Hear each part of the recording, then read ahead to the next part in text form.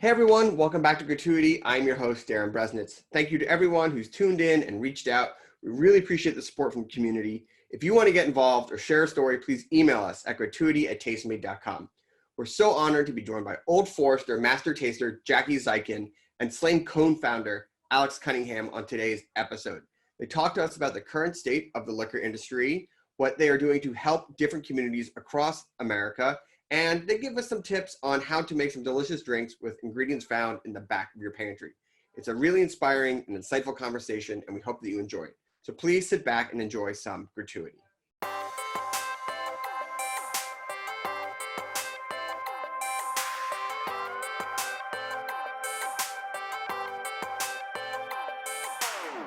Jackie, Alex, thank you so much for taking the time out of your busy schedule and joining us on Gratuity. We really, really appreciate it. Oh, I mean, I don't want to speak for you, Alex, but I'm really excited that you're even doing this. This is so important to be really sharing what's going on out there and the positive stuff that's going on during all of this. And you have rainbows behind you. This is awesome. Yeah, you know, this show covers a lot of heavy topics, but it also covers a lot of hope. And I think it's a balance now, especially as, you know, we're about 2 months into this, and I think people are starting to realize that it's still really tough. There's a lot of tough things out there, but there can also be a lot of hope during these times. Yeah, absolutely. So, you know, the liquor industry as a whole has figured largely into the pandemic as a business. You know, on one side of it, bars and restaurants were shut down very early and at times vilified in some of the press, at least in, you know, the States, of just being like, people shouldn't be going to bars, people should be staying at home. And, you know, there's a lot of confusion. But on the other side, people have expanded their home bars, let's just say during the pandemic, making cocktails at home, drinking at home, finding a way to just, you know, enjoy their favorite spirits while stuck in maybe the same four walls. How has the industry as a large adjusted to this new situation? I don't know who wants to go first. Alex, if you want to go first, since I cut you off. Sure. Yeah, that's fine. Look, it's been tough times for everyone, I guess, in the hospitality industry, and that obviously includes all of those who own establishments, all of the bartenders, the barbacks, the chefs, the guys in the kitchen, you know, and even all, from our perspective, all of the brand ambassadors who would normally be interacting with those. So, you know, it's a lot of people who have a very socially led work life who are now, I guess, isolated and need to pull together. But it is tough, but we're a very creative industry, and I think you're seeing everything from a lot of accounts developing the take-home market, so developing cocktails, and that's a great way to support an account if they are doing that, is you know, buy their food, get it delivered to your home, get that carry out cocktails. But I think it's about keeping people connected through these difficult times and supporting them in the ways that we can. And when they do get into the position where they're able to reopen, making sure that we give them the support during what is going to be a pretty testing time, because they're not going to be operating necessarily under normal circumstances. So we as an industry, being, I guess, a supplier into it with a lot of friendships there, we're going to do whatever we can to support them during the stage when they're no longer operating. And then, of course, when they do get up and running, they're really going to need our helping hand as well. So, yeah, go ahead, Darin. No, I was saying absolutely. So, I mean, we've started a lot of things. I mean, internationally, we're doing a range of different things, but specifically in the US, I suppose, firstly, we're lucky enough to have a brand ambassador network on the ground. And Sleighing has ambassadors in everywhere from Miami, Chicago, all over the place. And those brand ambassadors have gone from, you know, getting out there and in the trade to finding other ways to support. So, for example, Kayla, who's our ambassador in Chicago, she's, you know, personally delivering kind of, you know, food packs and pick-me-ups to bartenders that she knows. In other places, we've actually developed Javier Rosario in Miami, for example, they actually got an initiative there where they supported industry meals for people in hospitality because obviously their income's been hit. So just partnering with a local restaurant to give free meals to people in hospitality. So it's the little things like that which can make a big difference and share the love. But it's about, making sure that we stay connected. And I think for people who are so dependent on social interaction, looking after that mental health and keeping people connected is really important. Yep. Jackie, would you like to add anything? Sure. So BrownForman has been acting collectively across the portfolio to really help drive a lot of these initiatives, but every brand is sort of composed of its own people and has its own culture to it. So I know that Sleighing's been doing some amazing stuff. Woodford's been doing some amazing, we've all been doing our own thing, sort of just, it's been this very interesting environment to adjust to. I know we're like many months into it now, but at first I think there were two parts of it, right? Everyone was like, I'm working from home. And so everyone is paranoid because they don't know what's going on and they want to make themselves look busy all the time, right? So everyone's got a million ideas, but then to facilitate a million ideas and make sure we're all making sure everything is making sense. It's been fun to see what all these people have come up with. I mean, so obviously we're a spirits brand, so a lot of us have marketing mind off to the side. And so it's amazing to see how quick a lot of these ideas came out of a lot of our people. And everyone has sort of been given the reins kind of for the first time from a company that has really been well known as being quite conservative for a long time. They're given free reins to kind of like go and just do what's right now and do it quickly because people need help. And that's really one of the things I'm so proud of BrownForman for being able to act as quickly as we have and doing things the right way. So Old Forester has been doing all kinds of stuff all over the place. Obviously, we've been shifting our drive a little bit in the digital space more towards the home consumer moment because that's where we are right now. And with that comes just fine details. All of a sudden, you're not promoting cocktails in ounces anymore. You're promoting them in tablespoons and cups and things like that to make more sense to the home consumer. And it's just a different mindset, really. But we're able to use those platforms. So a great example is there's a platform called Chibo that's put on through GE Appliances, and you have to pay a donation fee in order to access this class. And then, I go and lead a class for a couple hours and you can interact and we all make cocktails together in the comfort of your own home. But that money, instead of paying a ticket and then I guess me collecting a check from it, is now going to a local restaurant group. It's called Apron. They actually help to give back. They've been around forever, help to give back to Louisville restaurants. And then of course we've got local pizza places here in Louisville that if you're service industry, bring a paycheck stub, you got you covered. You got the Old Forester specials, like helping to feed people. But I mean, the amount I could not even list the amount of things that are going on from our perspective. I mean, I think a lot of people see the big bang thing, sort of like, oh, you dropped $1 million here, $1 million there. Of course. But you're seeing the tip of the iceberg of what really is a massive, expansive program from BrownForman of helping to really localize a lot of these initiatives and put trust in our field people because they know these bartenders, they know these markets, and they know what they need and what's going to be most impactful. So it's everything from like free, like Uber Eats, gift certificates, mental health assistance. It's all over the place. But we're just channeling all our efforts and attention into whatever it is that we can possibly do to give back, because we do appreciate the fact that the vast majority of the growth of some of our products has come from these people that are now kind of feeling the worst brunt of all of this. So, yeah, I mean, I think one of the things that BrownForman can lean on is the fact that they've been around as a company since 1870, and they've actually gone through a previous pandemic with the Spanish flu, but also world wars, the .com crisis, the financial crisis. So whiskey itself is also something that is aged and takes time and has a long view of being created, and that things do not just change overnight, that you need time and you need people, you need community to bring something to fruition. So what have you leaned in from the company's legacy and then maybe, the whiskey legacy to help with this community? What sort of perspective or bird's eye view have you garnered from that?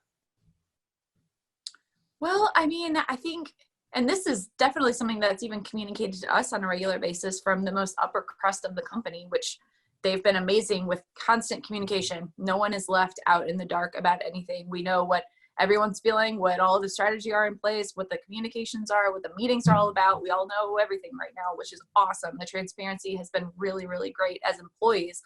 But it's interesting to live through one of the stories that you're so used to having to share as part of your brand growth. So you talk about back when there was the Great Flood in Louisville, BrownForman donated all of its used barrels to make floating bridges to help people. And you're like, oh, that sounds great. They really give back. But now you're in it and you're like, oh, wait, we aren't distilling for alcohol consumption. We're making hand sanitizer to give to hospitals. This is crazy. It's amazing. So it's really cool to live through it and see it. I think it gives you a whole different sense of belonging to a company to be a part of it during that time. But I don't know, Alex, I feel like I've been talking for ever. No. I mean, I think that's very true. I think a sense of purpose, because that's ultimately what we all need at this time, is to realize that the sense of purpose is still there. And I totally agree with you that these extraordinary times bring out the best in people. And I feel very proud to be part of BrownForman. We only merged with BrownForman in 2015. And my God, myself and Dad definitely made the right decision, because the support that they are showing to their own employees as well as the industry during this time has really been very inspiring. But it's going to take a while to get out of this. And as I say, it is the little things, but it's about staying connected. And this is where internally the company's been great about keeping its employees in the loop, transparency. But we also need to be transparent with our business partners, which is the industry as well, about supporting them in the ways that they need, and getting people to keep talking to each other. So I mean, yes, the headlines, as Jackie said, are the big donations, the $1 million that went out, but actually everyone who is working for BrownForman is finding a way to do something to help. It's really been a cross-company kind of mobilization at the ground level. And that's why I kind of spoke about some of the brand ambassadors who would be busy out there in the market, and they're finding other ways to stay connected people and do little things on the ground. But these all add up, and they keep the relationships going, and they keep the spirits, excuse the pun, high. But that's really important. We need to keep people motivated. There's never been a better time for food and drink puns, so no apologies necessary.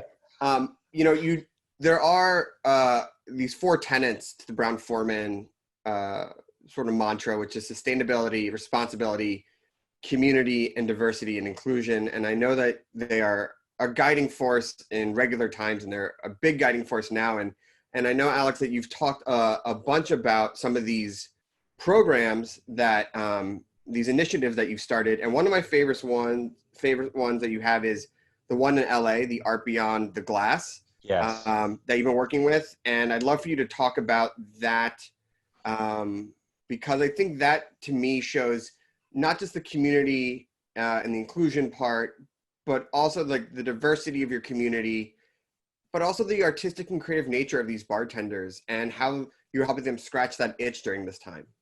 Yeah, well, we are, as I said earlier on, the hospitality industry is a very creative industry.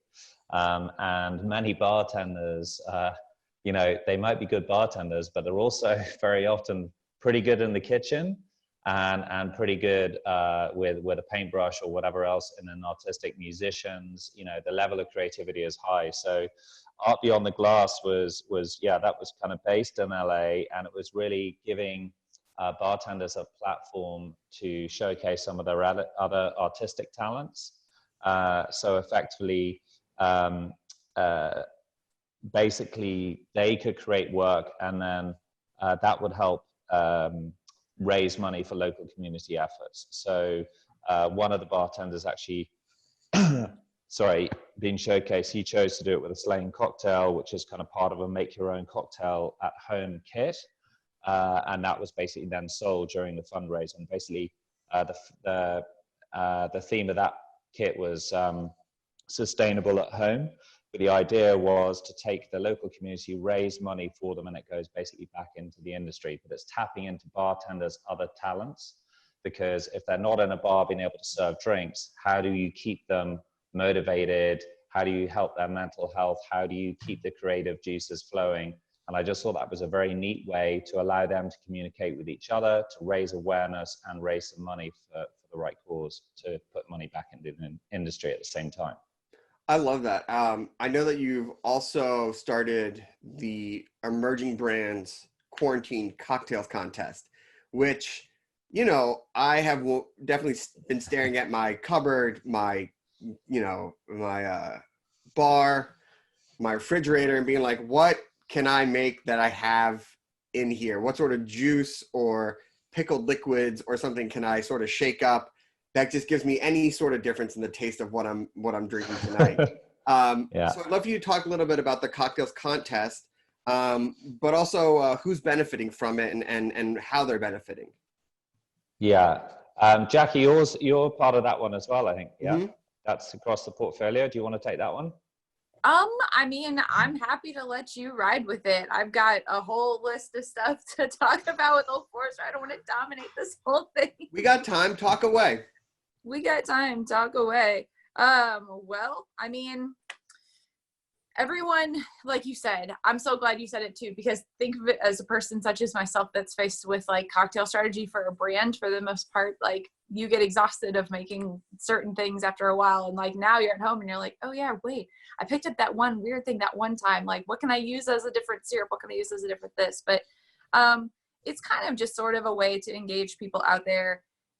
Cocktail competitions and contests are in no way, shape, or form BrownForman's way of pinning people in the industry against each other right now. I want to make that very, very clear. I think that I've seen some things on social media actually, and I just want to get ahead of that on the front end.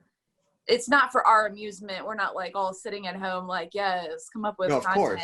But legally, if you are someone who works for a licensed establishment, we as a supplier can't just like cut you a check. It's account favoritism. So let me make it very clear for all you out there in the industry that might be watching this. Like, we wish we could, trust me, like we wish that we could just go direct with it. But sometimes things like this help us to make things happen in a compliant way. But basically, we're going to allocate cash prizes for this cocktail competition. For about 551 different bartenders out there for submitting things. So think of it as like a free shift, if you will, for coming up with a cocktail from one of our amazing brands in our portfolio in your own kitchen. So, I mean, I would be absolutely remiss to not have two experts in the field sitting down with us right now and ask for, what are you shaking up right now? Both at a basic level and then maybe a little bit of an advanced, if you can make a run to the store safely on the weekend. What sort of recipes are you shaking up at home or stirring or sipping? Well, I've had to do quite a bit of running to the store throughout all of this because we do have brand obligated recipes that we like to promote, old fashions and things like that. So like there's a very local grocery store right up the street from my house that's like, oh, the lady's back buying all the oranges and lemons. And I really don't know why, but like the blonde lady in the mask over there with her citrus fruit. So obviously old fashions have been dominating in this household. Old Forester makes a fantastic, perfect old fashioned syrup where you just add bourbon. That's a little too easy to like make an old fashioned at home with. Yep. And we just went through Derby. Or we kind of went through Derby, right? So yeah. I got a fridge full of mint. I had quite a few julep variations over the weekend. I'm not gonna lie, but it's also been a really cool time to try out some of the other brands that perhaps we don't really revisit, because BrownForman does have so many different ones to choose from. But when you're in a position such as myself or like Alex, and you go out and you travel for work all the time and you're constantly drinking your own product, sometimes, you know, there's just not enough time or, you know, space in the liver to go out and try everybody's stuff all the time. And so it's been really fun to be able to like sip on Sleighing or slip on Ford's gin at home, or, I mean, relying if I didn't say like I've made a dent in my Corbel stash for sure, but it's been fun. I don't know. So like with that, of course, then you're like, oh, we've got Corbel, we got sparkling wine. This is going to be great. What variations of what kind of French 75 can I make? Yeah. Like, let's do this, let's do that. Like it's all over the place. The only thing that makes me mad is that I just have home ice. Like, I'm so spoiled at work and I always have better ice. And now I'm at home and I'm like, this is foggy. Oh yeah. My Princess freezer's not putting up anything clear these days. Alex, what about you? What are you making at home? What tips can you suggest? So we've had fun recently because, you know, we're going to the stores. So I'm in a rural location in Ireland, and, you know, it's a weekly shop, you know, and you go out. So we're trying to minimize our contact, obviously. So we've had fun clearing out the cupboards at home, seeing what's in the back there and what can you use. And I kind of challenging my kids to dive to the back of the cupboard and see what they can pull out. And we, you know, those like little bits of jam left in the bottom of the jar that you never quite got around finishing. So we did we had some old blackberry jam. We make a bit of blackberry jam on the farm because they grow wild. And there was a bit of last year's, and we kind of, anyway, so I threw that in the blender with a load of ice and a bit of Sleighing and kind of made a frozen blackberry Sleighing sort of slushy. And it was surprisingly good. That sounds great. Because the tartness of the blackberries, obviously the jam has a bit of sweetness anyway, goes really nicely with the Sleighing. So yeah, I guess we're going for the back of the cupboard specials, you know, and this is where it's actually fun to get creative. And actually, great cocktails come out of extraordinary circumstances. So I reckon we're going to have some interesting quarantine cocktails that are based on just using what you haven't got around to either throwing away or reusing. So yeah, that's been fun. And cooking as well, cooking with booze as well. Been doing a lot I definitely more of think that, you know, whiskey definitely has such a great depth of flavor that cooking with it, it's definitely been sneaking into some recipes and things like that. And it's nice to have that little bit of extra flavor in making like roasts or things like that. Yeah, and as I said earlier, I think a lot of bartenders are pretty good in the kitchen. So we've had some fun stuff where we've been kind of challenging, trying to get people to tap in again to their creative skills as well by posting some recipes, encouraging bartenders to share stuff as well. Because again, it's just about keeping people connected during tough times. Yeah, you know, we finally started to see some chats, at least in America, of bars or restaurants starting to reopen. Obviously, it's still unknown how that's going to work, where that's going to work. And I think you'll probably see some of that creativity from this time, you know, pop up when bars finally do reopen. But I wanted to touch on something that you said, Jackie, which was the Derby, because Derby and Kentucky and bourbon, it is just like, that is just three things that go together. It's as American as it gets. And this is, I believe, only the second time in the history of the Derby that it's ever been postponed or pushed back. How have you adjusted, and what are your plans for when, I believe right now it's in September? What is Old Forester doing to celebrate, and what have you done to, you know, it's a huge day for the brand. It's a huge day for Kentucky. What did you do during the Derby in May right now? And then what are you planning on doing for the future? Well, you're exactly right. It's the second time ever that the race has been postponed. And so we, as a brand, we've been around for 150 years. So as the founding brand of BrownForman, like, we've been there, we've seen it all.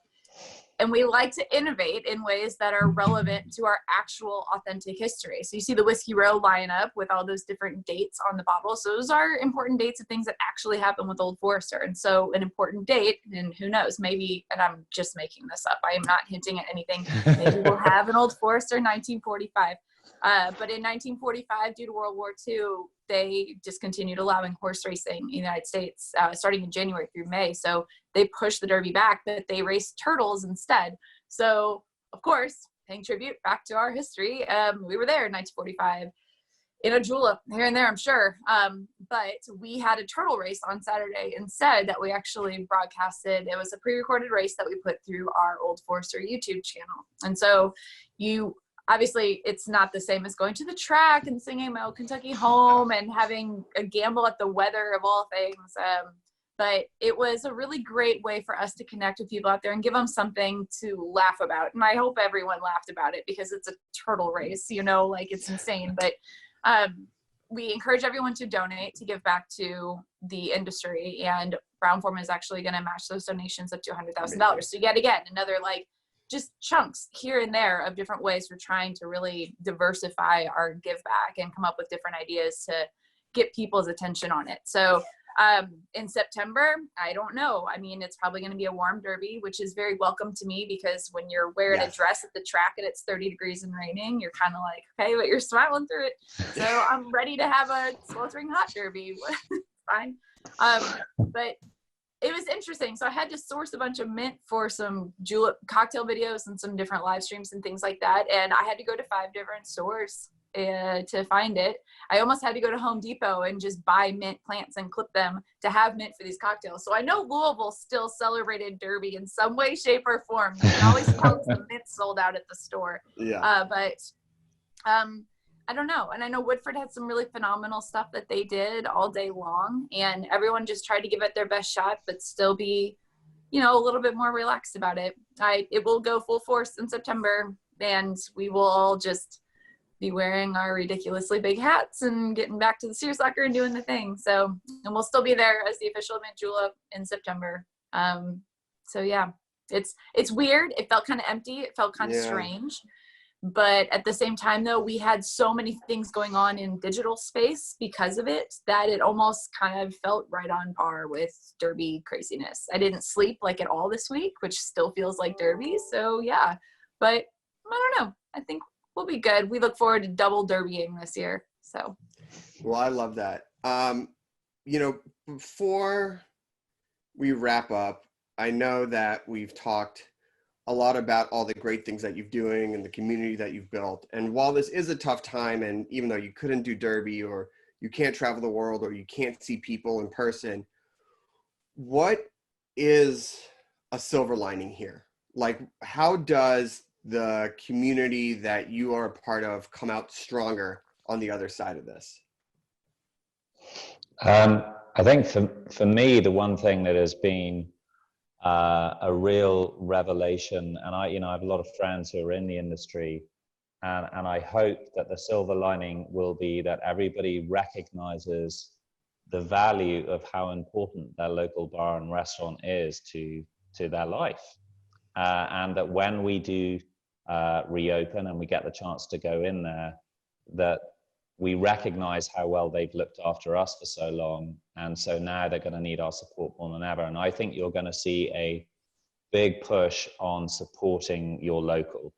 And I think maybe it won't be traveling to the restaurant quite so far away anymore. It'll be about supporting what happens in your neighborhood. And I actually think that that's going to lead to much stronger community ties all over the world. So I think we're going to see a stronger sense of place and pride in what happens on your doorstep. And hospitality will help to lead that. It has a very valuable place at the heart of the community. So I think that's my silver lining. I think the sense of community is going to be a lot stronger. I agree with you, Alex. And I think it's not just so much going to be about the drinks or the food. It's going to be the occasion and the energy and the moment of just being with people and appreciating other people's company. And for sure, being able to give back and realizing that these are people that hung on through this entire time. And it's disheartening. My previous life before being in this role, I was a beverage director and I was behind the bar the entire time. So I've been thinking about that quite a bit. I'm very grateful for the company that I work for, and I'm grateful for where I'm at right now. But at the same time, when I do USBG meetings or live streams or things like that, and I'm talking with everyone and hearing what they're all specifically going through, it has been devastating. So we will not stop. We will keep going and coming up with different ways and trying to funnel as much budget as we possibly can into helping support those that have helped to really grow our brands and allow positions like the one I'm in right now to even exist. So thank you guys out there for hanging tight. And honestly, I think it's going to be really great for everybody. And it's obviously awful that we had to go through this to see it. But what I'm seeing in all of these other groups is that people are becoming more comfortable talking about they're not okay. And I think that's a huge, huge leap for everyone in this industry, big time. We've started sort of this revolution of like accepting that mental health is an issue we all need to talk about, especially as it pertains to the service industry. And I think going through all of this, everyone is really seeing, oh, that's right, I have all these people that do care and love about me. And it's a really great thing to be able to see that. So yeah, I think it's important for people just to always take a moment, take a pause, especially if you're home and you're isolated, and if you deal with mental health issues or you know someone that does, to check in with your community, to let people know that you're there for them and that this is a tough time, you know, and that there can be laughs and there can be smiles, but there are also going to be a lot of struggles. And I think the message of community is probably the strongest one that we can really talk about. Well, I want to thank you both so much for taking the time to chat with us on the show. If people want more information about Old Forester or Sleighing, where can they go? Where can they go check out and see what you're up to online? Well, make sure you follow us on Instagram at Old Forester. Same thing, Facebook. They all link together. That's where we kind of post everything that we have going on and help to promote all these fun platforms. So follow us on social media. And if you need cocktail recipes and you're out there, you're bored, I don't know, oldforester.com. There's some stuff on there too. Play around with it. But we're here for you. Yeah, Alex? Same for Sleighing. So Instagram at Sleighing Whiskey, also Sleighing Whiskey on Facebook as well. There's lots of fun stuff on there. Also SleighingIrishWhiskey.com. There's some recipes and other information. We do a tip jar Thursday on Instagram, which is basically started around something I did with Simon from Simon Ford from Ford's Gin. And that was really the idea that every time you have a drink at home, you stick a little bit in your tip jar. So here's my tip jar in my office. And I collect those funds over time, and then they go donated to one of the funds that I'd be supporting. So if you're not in the hospitality industry, just every time you're having a drink with your friends, it's nice to stick something in the jar and then donate that. So that's running under the hashtag sort of virtual tip jar. And that certainly seems to have got a bit of momentum as well. It's just a nice way to take what you would put on the bar and stick it in your jar at home, put it to a good cause. I love it. Tip your bartender. Tip them here and tip them all over the world. Exactly, yeah. Thank you so much. I raise the glass to both of you and all that you and BrownForman are doing. It's really appreciative. And looking forward to sitting down and having a drink with you in person when this is all over. For sure. Cheers, Thank Darin. you very much. Absolutely. All right, bye guys. Good to see you, Jackie. Good to see you. Jackie, Alex, thank you so much for sitting down and chatting with us. We really, really appreciate it. If you want to read more about what Old Forester, Sleighing, and BrownForman are doing to help the community, please check out the information in the description below. If you want to get in touch with us, please email us at gratuity@tastemade.com. Thank you so much, and we'll see you soon.